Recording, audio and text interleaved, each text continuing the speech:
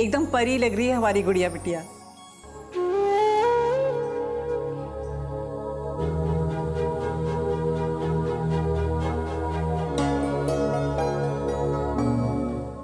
किसी की नजर ना लगे मेरी लाडू बिटिया को।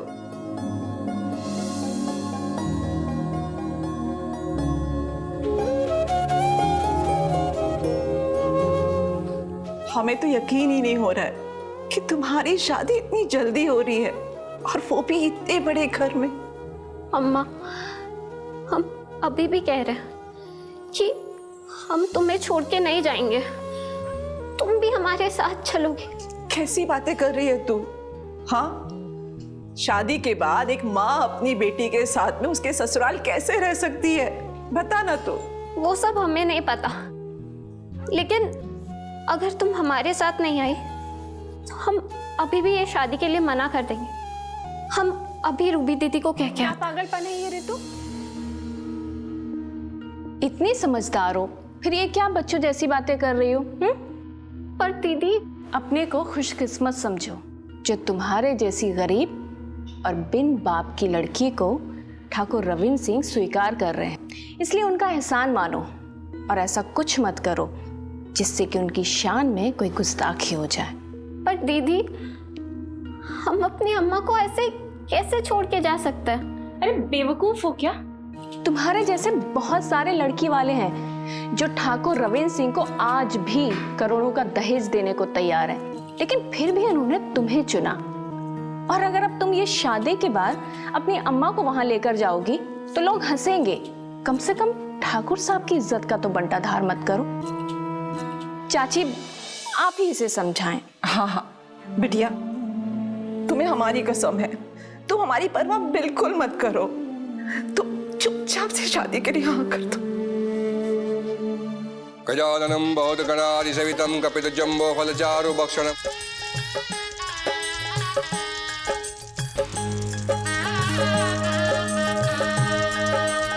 अब वर वधू वरमाला के लिए खड़े हो जाइए। मंगलम भगवान विष्णु मंगलम गरुड़ध्वज। ये विवाह संपन्न हुआ, अभी से आप दोनों पति पत्नी हैं।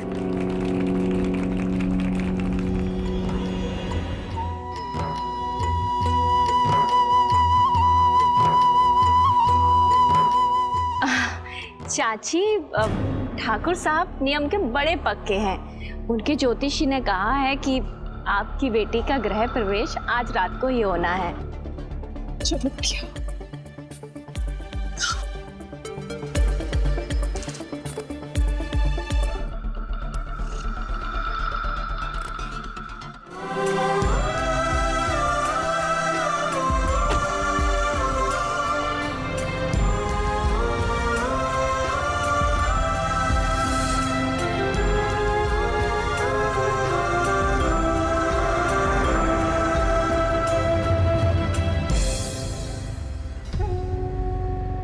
पानी पियोगी?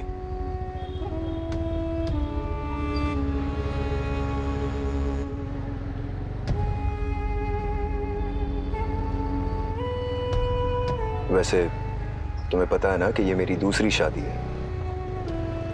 जी। और क्या क्या पता है तुम्हें मेरे बारे में? मैं बताता हूँ। दरअसल आज से 1 साल पहले एक कार एक्सीडेंट में मैंने अपने पत्नी और बच्चा दोनों को खो दिया। उनके जाने के बाद मेरी जिंदगी बेरंग सी हो गई है। उम्मीद करता हूं कि तुम मेरी जिंदगी फिर से खुशियों से भर दोगी।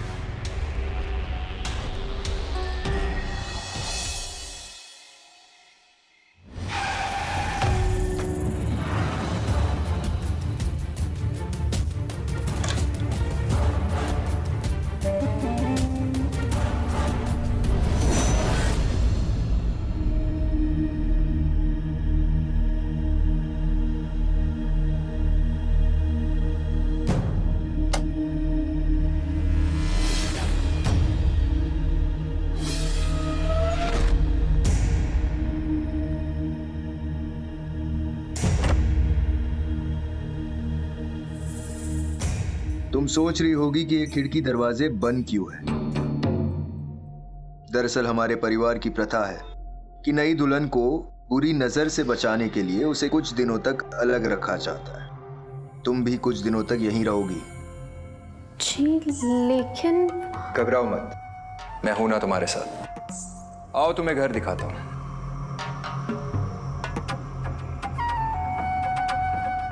ये हमारा बेडरूम और किचन उस तरफ। आओ।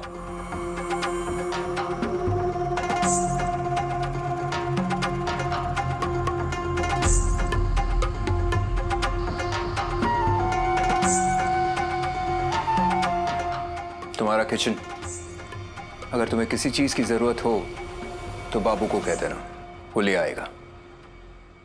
काफी लंबा सफर तय करके आई हो, थक गई होगी। चलो आराम कर लेते हैं।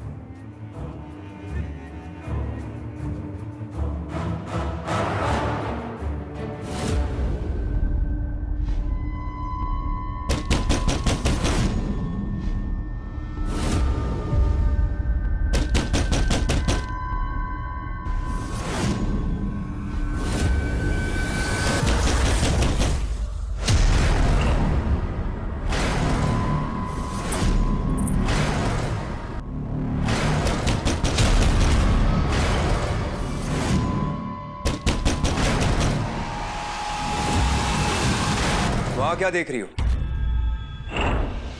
जी लेकिन उस दरवाजे के पीछे मेरा अतीत के कुछ दरवाजे बंद ही रहे तो बेहतर है। चलो जाओ यहां से।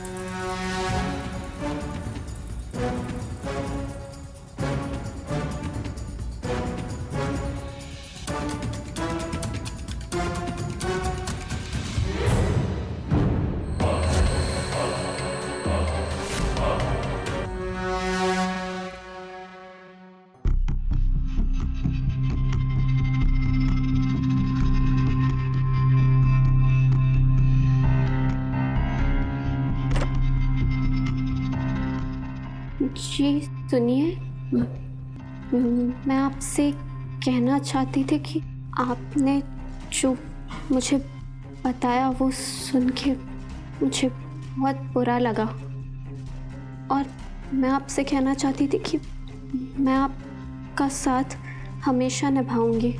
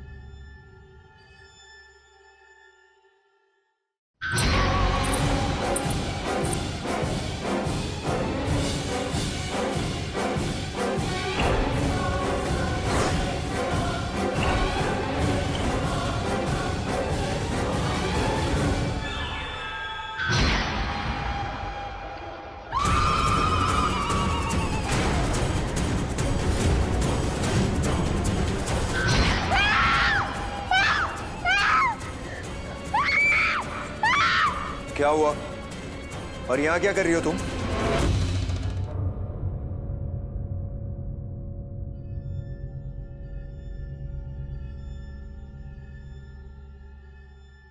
कुछ नहीं।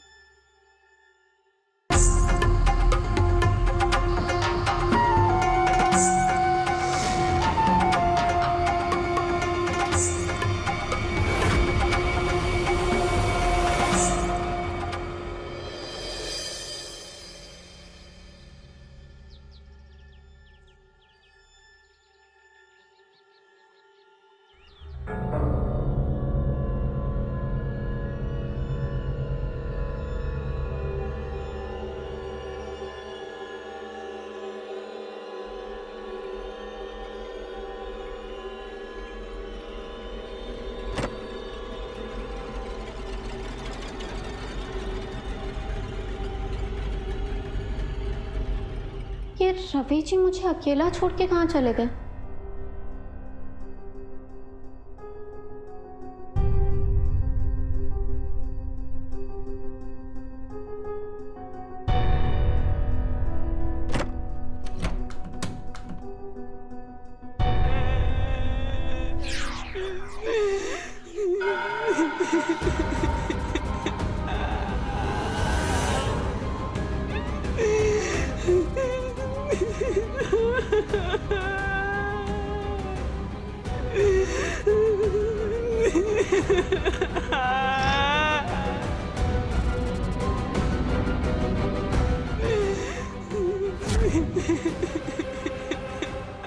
नहीं, ये सब सिर्फ मेरा वहम है। पुराने घरों में तो ऐसी आवाजें आती रहती हैं। मुझे सिर्फ अपनी शादीशुदा जिंदगी पे ध्यान देना है।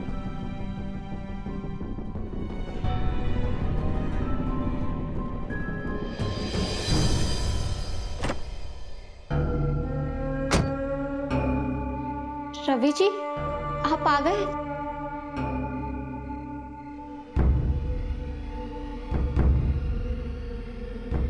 रवि जी, आप सुबह बिना बताए कहाँ चले गए थे?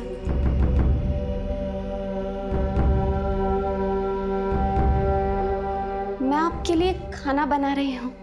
मैं खाना खा के आया हूँ। तो चाय बना दूँ?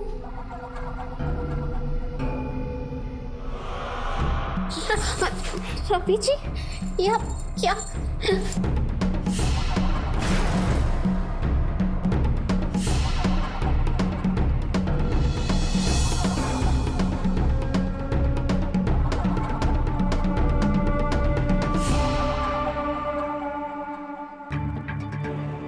रवि जी, आप कहीं जा रहे हैं?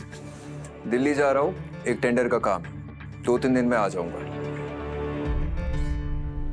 जी, वो मुझे आपसे कुछ बात करनी थी। बोलो। वो मुझे यहाँ ऐसे कैद रहना अच्छा नहीं लगता। तो तुम क्या चाहती हो? हम रीति रिवाजों का सम्मान करना छोड़ दे? हाँ? नहीं रवि जी, मेरे कहने का बस, कुछ कहने सुनने की जरूरत नहीं है। और वैसे भी ये सब जो भी है ना, कुछ ही दिनों के लिए।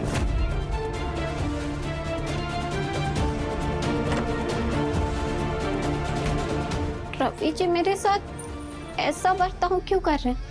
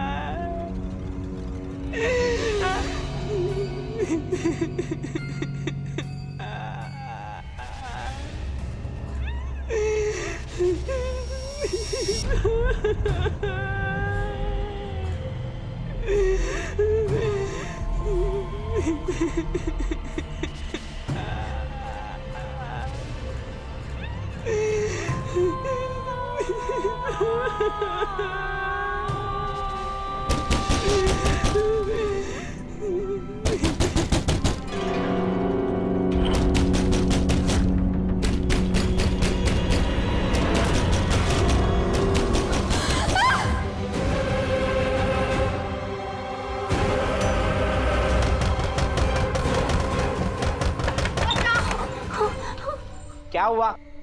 वहां पे इधर। ठीक है, दिखाओ मुझे।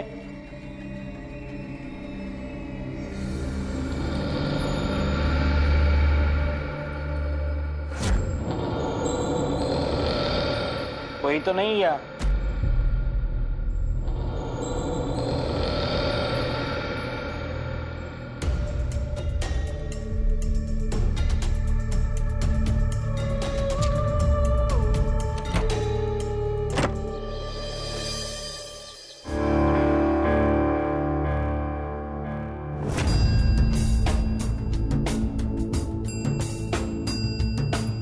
ये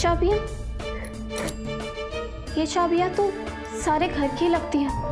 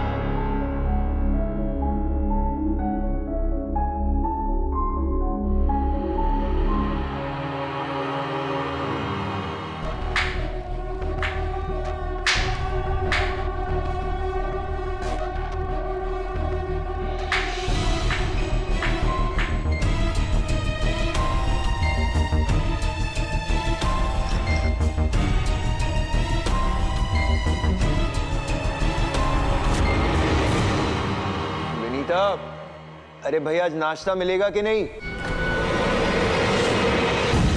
दिल्ली जा रहा हूँ, एक टेंडर का काम, 2-3 दिन में आ जाऊंगा।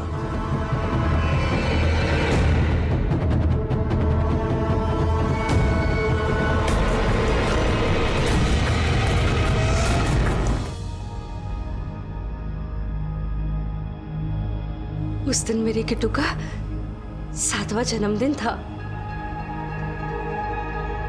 हम उसका जन्मदिन मनाने गए थे। मेरे किट्टू को ना आइसक्रीम बहुत पसंद थी, तो उसके पापा है ना रवि, वो दुकान में उसके लिए आइसक्रीम लेने गए। मेरा किट्टू ना बहुत जिद्दी था, उसे गाड़ी से उतरकर आइसक्रीम लेने जाना था दुकान में, लेकिन मैंने उसे कहा कि नहीं, तू गाड़ी से कहीं नहीं उतरेगा। बच्चा था ना, तो वो इतनी सारी आइसक्रीम देख के कंफ्यूज हो जाता था, तो मैंने उसे कहा कि तू कहीं नहीं जाएगा, और मैंने उसे गाड़ी में ही बिठा दिया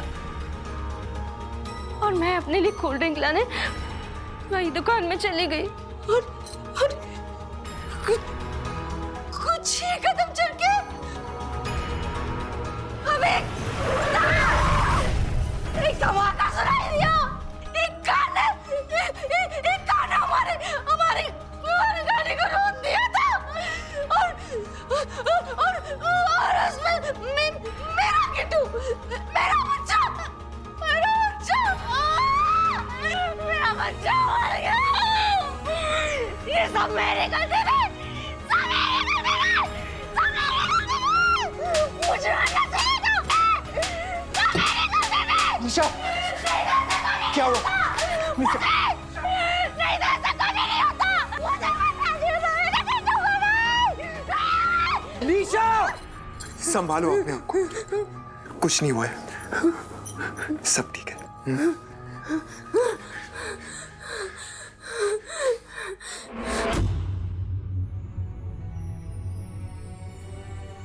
ये दुख पैदा होने के बाद उस डॉक्टर ने मुझसे कहा कि मुझे कुछ अंदरूनी कमजोरी है, और उसकी सलाह पर मैंने एक ऑपरेशन करा लिया। वो मेरी सबसे बड़ी गलती थी। अब मैं माँ कभी नहीं बन सकती, मैं माँ कभी नहीं बन सकती ना रवि, मैं माँ कभी नहीं बन सकती, नहीं बन सकती। अब मैं सब मेरी गलती थी, सब मेरी गलती थी।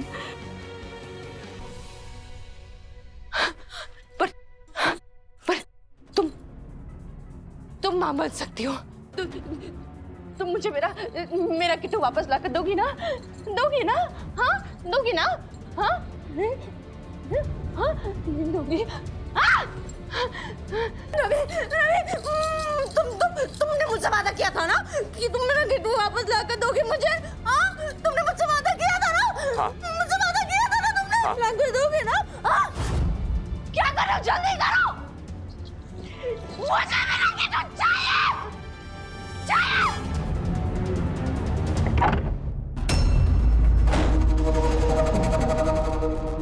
आप जो ये कर रहा है वो गलत कर रहा है। आपने मुझसे झूठ बोल के शादी की।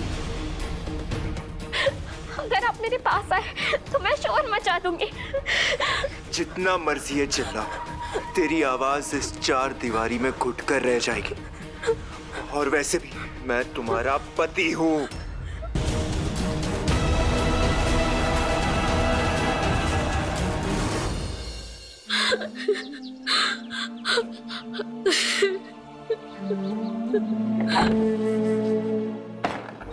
ए, खाना क्यों नहीं खा रही है?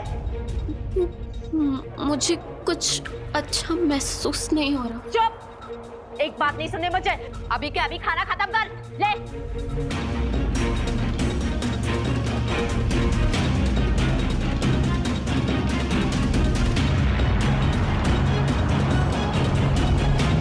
अब क्या नया नाट? ए, क्या हुआ?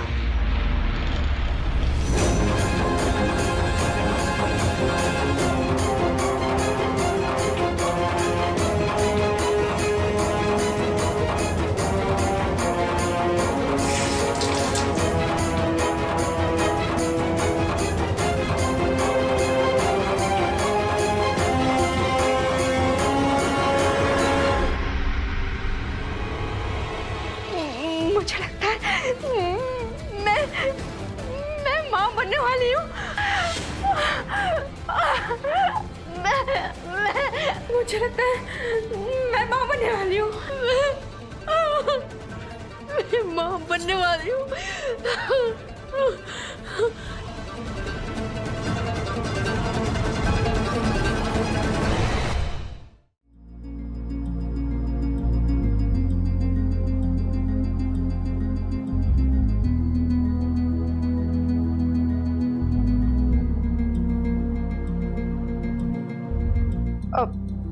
डॉक्टर, ये बधाई, ये पेट से।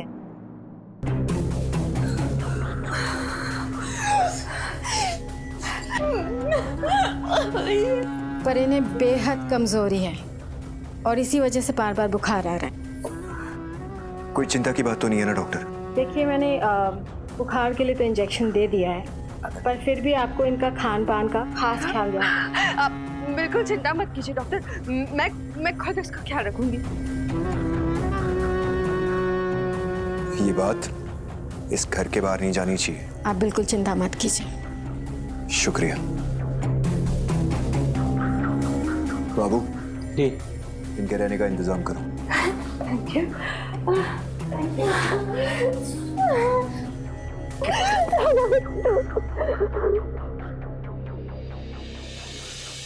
आप सबकी प्रार्थना और ऊपर वाले की कृपा से हम एक बार फिर पिता बनने वाले हैं। अरे वाह, मतलब छोटे ठाकुर जी आने वाले हैं। दर्शन तो करवाइए हमारे ठकुराइन की।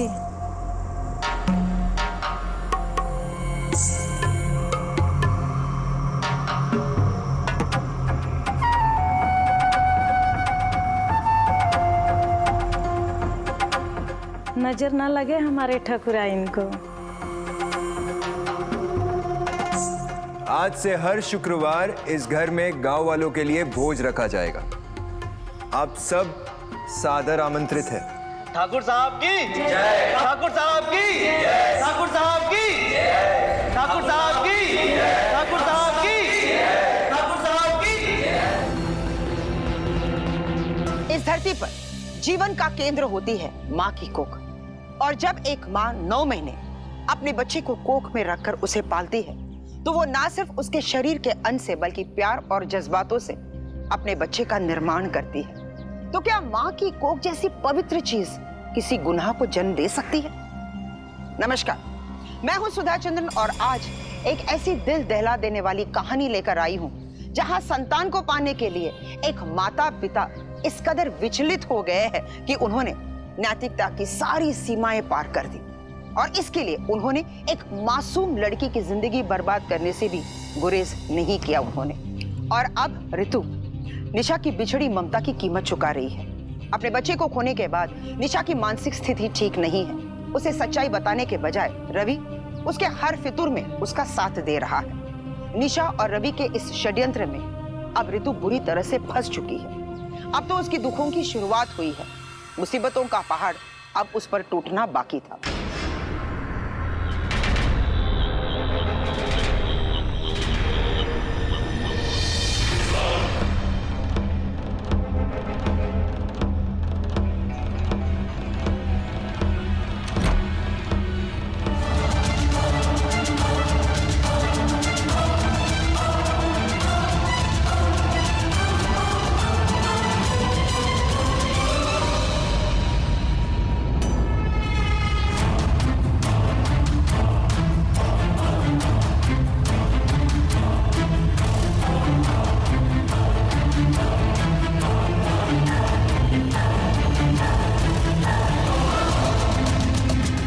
निशा, तुम्हारा पेट कहाँ है?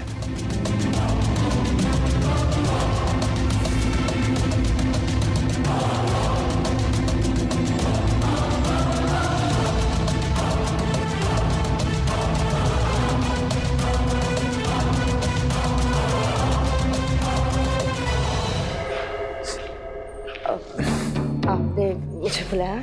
आओ निशा, दरअसल मैं तुम्हें किसी से मिलवाना चाहता था। अच्छा। ये बिंदु जी है, बहुत बड़ी समाज सेविका है। नमस्ते। लगता है आपके घर में बहुत ही जल्द किलकारियां गूंजने वाली हैं। सब ऊपर वाले की दया है।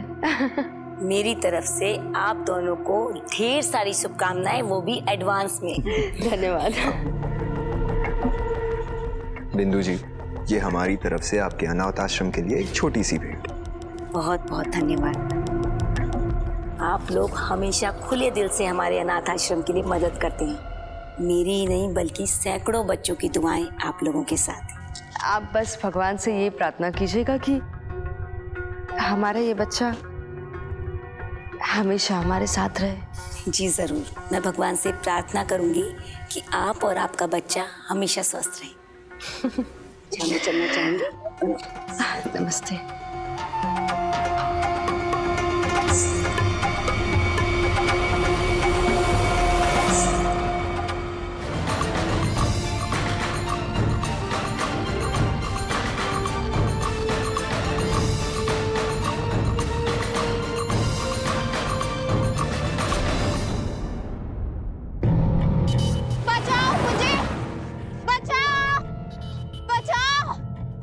ड्राइवर, गाड़ी रोको। बचाओ! क्या हुआ बेटा? मेरी मदद करो। किसने की तुम्हारी हालत?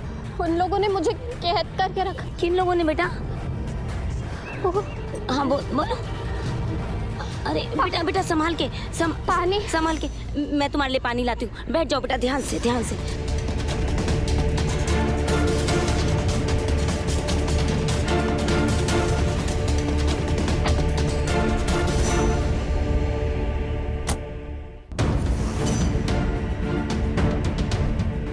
कहाँ गई वो लड़की?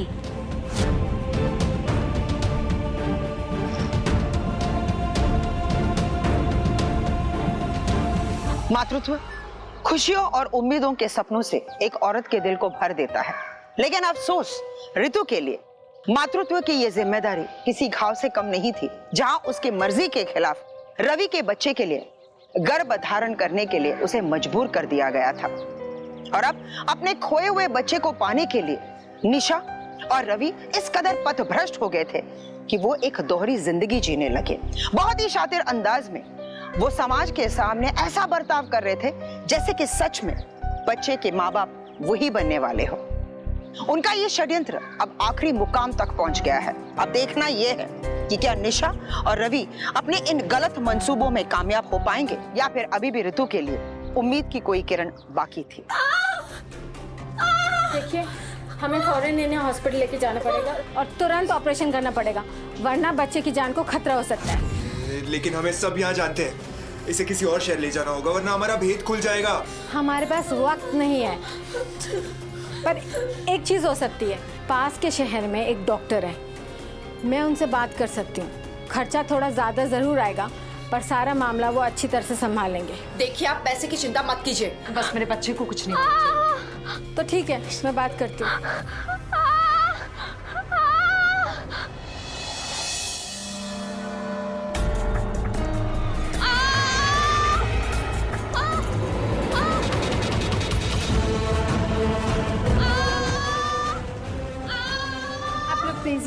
देखिए।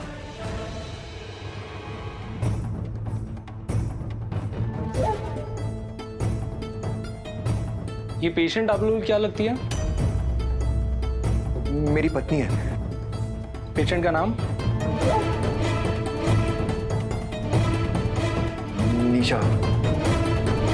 निशा सिंह ठाकुर। आप एक काम करिए, आप मेरे साथ चलिए, हॉस्पिटल के फॉर्म्स भर दीजिए। ठीक है।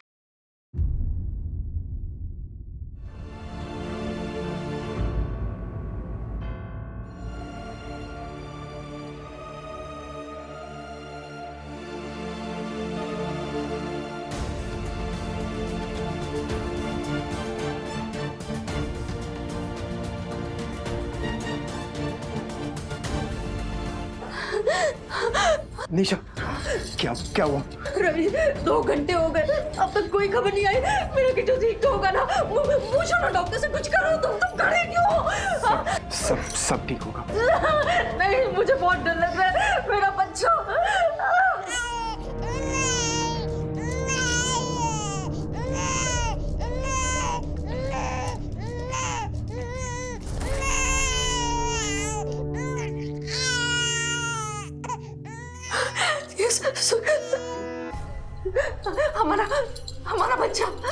हमारा बच्चा रवि, हमारा किट्टू वापस आ गया। हमारा किट्टू वापस आ गया। बधाई हो, ये रहा आपका बेबी। ये बिल्कुल हमारे किट्टू जैसा दिखता है ना? है ना? किट्टू, तुम हमें छोड़ के कहाँ चले गए थे? कहाँ चले गए थे? हाँ, क्यों छोड़ के चले गए थे? क्यों चले गए थे?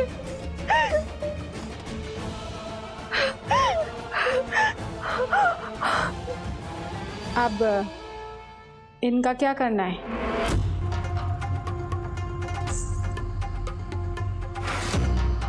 इसे किसी ऐसे जगह ठिकाने लगा दो जहां से ये कभी वापस ना लौट सके।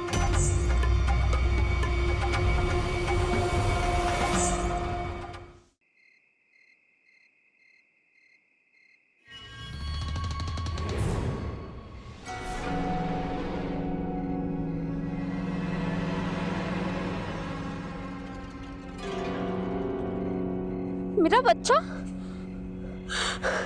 मेरा बच्चा, मेरा बच्चा। मुझे मेरा बच्चा चाहिए। मुझे मेरा बच्चा चाहिए। मुझे मेरा बच्चा चाहिए। मेरा बच्चा चाहिए।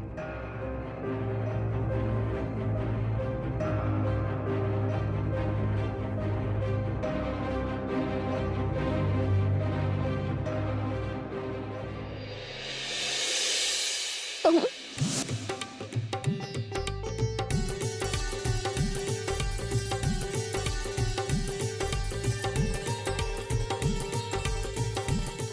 बंद करो नाटक। इंस्पेक्टर, ये क्या बदतमीजी है? ऐसे कैसे अंदर आ गए आप?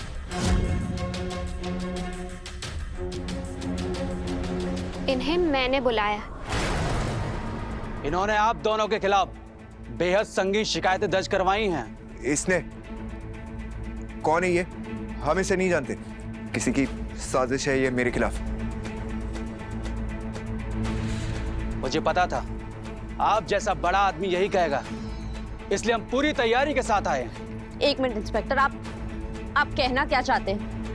हम नहीं जानते ये लड़की कौन है। हमारे पास आप दोनों के खिलाफ पुख्ता सबूत है, और सबसे बड़ा सबूत इस घर के अंदर है।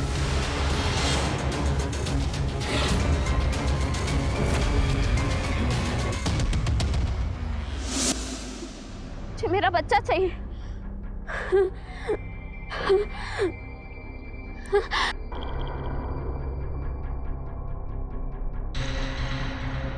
तुम हमें माफ कर दीजिए। हमने पैसों की लालच में आकर पापियों का साथ दिया। जब आपका इस्तेमाल करके उन्होंने आपको इस तरह मरने के लिए छोड़ दिया, हमारी आत्मा से गवारा नहीं गया। मुझे मेरा बच्चा चाहिए। मुझे मेरा बच्चा दिला दो। मुझे मेरा बच्चा दिला दो। हम आपका बच्चा आपको नहीं दिला सकते, लेकिन मैं ऐसे इंसान को जानती हूँ जो आपकी मदद कर सकती है।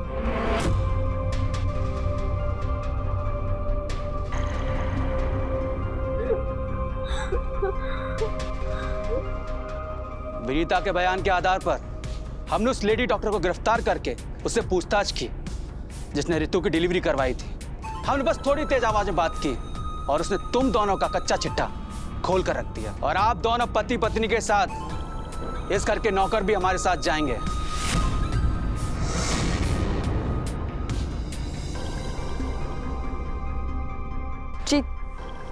जी तुम्हारा बच्चा नहीं है, ये मेरा बच्चा है।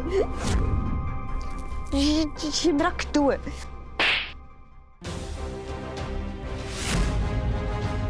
ये ना कभी तुम्हारा बच्चा था और ना होगा, क्योंकि ये मेरा बच्चा है।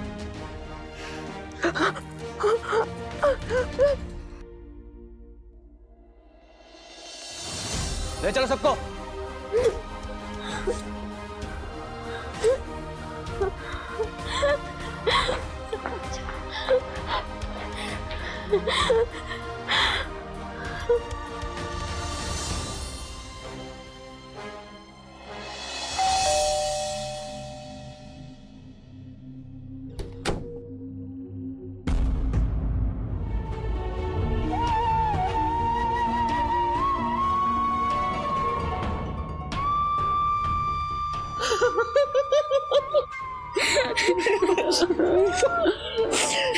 कैसी